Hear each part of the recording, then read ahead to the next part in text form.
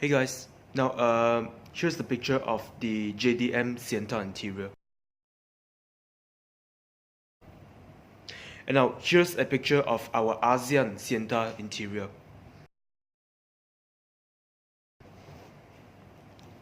Now you notice that the JDM Sienta doesn't come with rear air conditioning, and here's why. Now in our region, we basically have very hot weather most of the time. Like, of course, we have rainy seasons sometimes, but honestly, on an everyday basis, you really need air conditioning to cool yourself down. Now in Japan, they don't seem to need all these things, which I don't know why, but the thing is that even the AUSA they came in Malaysia never came with second row air conditioning because it is JDM, Peso Sate. Now this video is about why Japanese cars are not suitable for our region. Now, first of all, you may get different radio frequencies because like my father's Mercedes E240 is actually a Japan spec vehicle. So the frequency actually starts from 76.0 all the way to 90.0, which our Malaysian radio channel, right? We have radio channels that have more than 100 numbers, and of course, like for example, I'm from Johor Bahru, okay? I'm from Johor. So when I'm in Johor, right, I listen to Singapore channels. So there's this channel called Gold 905, which is 90.5, and like I said before, my radio stops at 90.0, so I can't listen to Gold 905 because it exceeded the 90.0 barrier. Now, the second thing you want to know about Japanese cars is that the suspension height is actually too low for our unique road conditions. Now, this is because like our ASEAN Sienta is actually it rides 2.5 cm taller than the JDM Sienta, right? I mentioned this in my previous videos before this, and of course you can see cars like the Nissan Serena, you can see cars like the Toyota Alphard Wildfire driving on our roads. Now in Malaysia, our roads are actually quite good nowadays. Let's look at those in Indonesia. Now you all know cars like the Toyota Innova. Those cars they are ladder frame, and why they are ladder frame is because that they need a ride height that is tall enough for uneven road surfaces.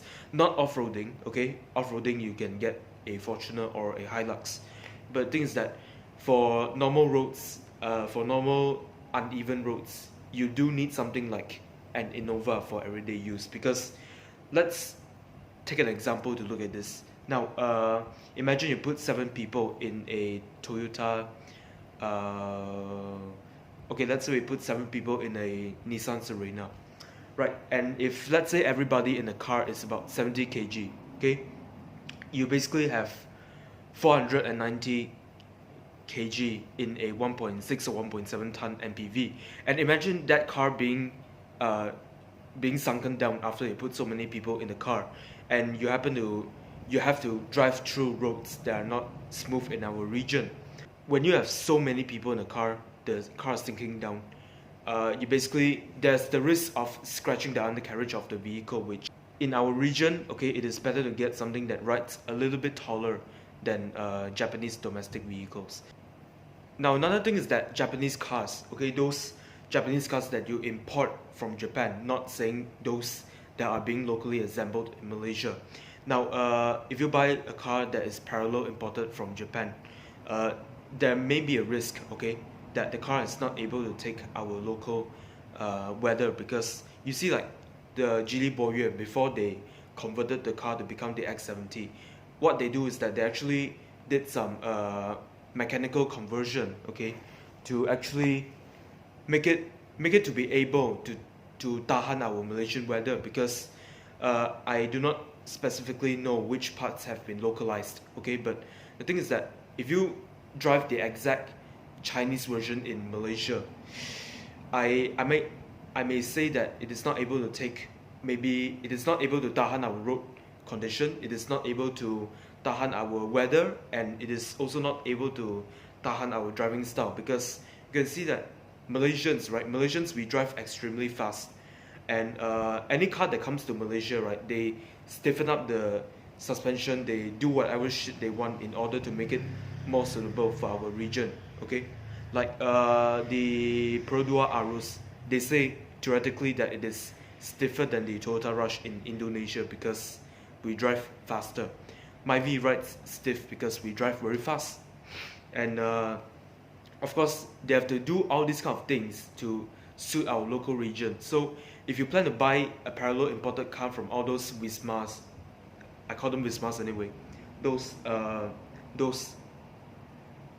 AP boys, you know, if you buy cars from them, then of course you get all the comfort in the world, you get all the image in the world when you drive maybe an Alphard or Wildfire. But you think about it, right, with a Japanese frequency radio, with mechanical parts that are not suitable for our weather, you may not be able to enjoy a good ownership experience throughout the years. So basically, you are still allowed to buy all these kind of cars, but the thing is that you are actually advised to buy a vehicle that is built for our region, because as I mentioned before, you need to think of our weather, our driving style, our road conditions, and many more aspects as well.